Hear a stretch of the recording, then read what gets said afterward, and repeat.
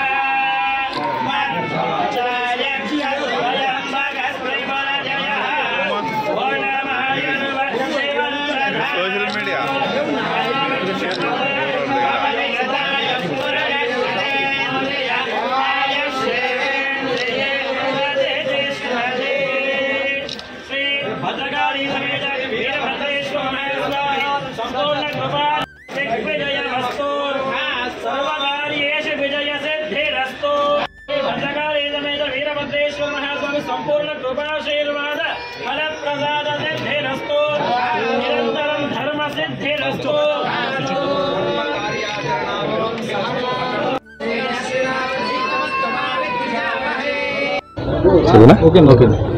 అందరికీ నమస్కారం. ముఖ్యంగా ఆంధ్ర రాష్ట్ర ప్రజలకు అలాగే రాయచోటి నియోజకవర్గ అభిమానులకు ప్రజలకు కార్యకర్తలకు అందరికీ మహాశివరాత్రి పర్వదినాన శుభాకాంక్షలు. ఈరోజు చాలా సంతోషంగా ఉంది.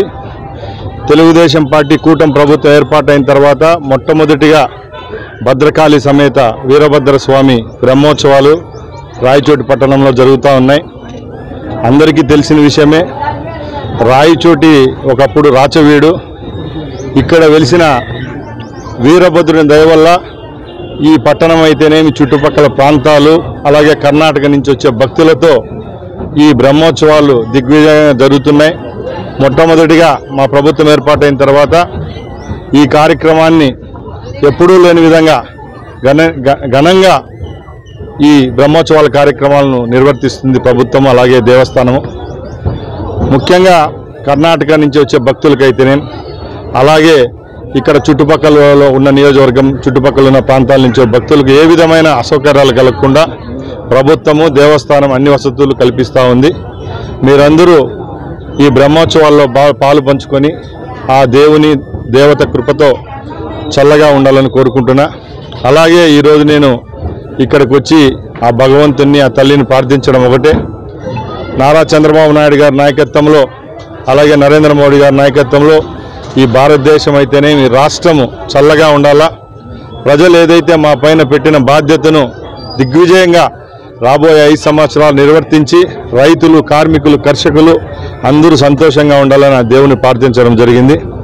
ముఖ్యంగా మన నియోజకవర్గం విషయానికి వస్తే ఈ ప్రభుత్వం ఏర్పాటైన తర్వాత నియోజకవర్గంలో అభివృద్ధి సంక్షేమ పథకాలు ప్రభుత్వం ద్వారా అందిస్తూ వస్తున్నాం.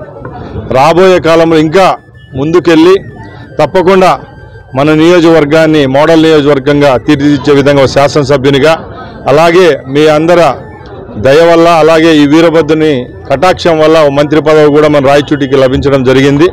తప్పకుండా ఈ ప్రాంతం యొక్క ప్రజల యొక్క రుణం తీర్చుకునేదానికి తప్పకుండా సాయశక్తుల కృషి చేస్తా. అలాగే మన ప్రాంతంలో ఎప్పటి నుంచో ఉన్న తాగునీటి సమస్యను కూడా పెద్దలు ముఖ్యమంత్రి చంద్రబాబు నాయుడు గారి నాయకత్వంలో, అలాగే యువ నాయకులు లోకేష్ బాబు గారి నాయకత్వంలో అతి త్వరలోనే రాయచోటి నియోజకవర్గంలో ఉన్న 6 మండలాలకు నీటి సౌకర్యం కల్పించేదానికి కూడా ప్రణాళిక రూపుదిద్దుకోవడం జరిగింది.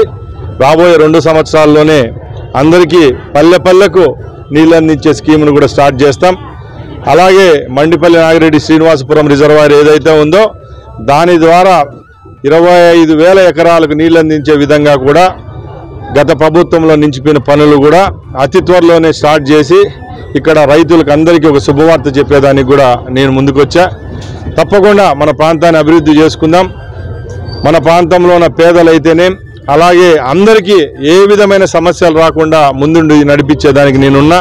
తప్పకుండా మీ అందరి ఆశీర్వాదాలు అలాగే భగవంతుని ఆశీర్వాదం నాపై ఉండాలని కోరుకుంటూ సెలవు తీసుకుంటున్నా. జై హింద్, జై చంద్రబాబు.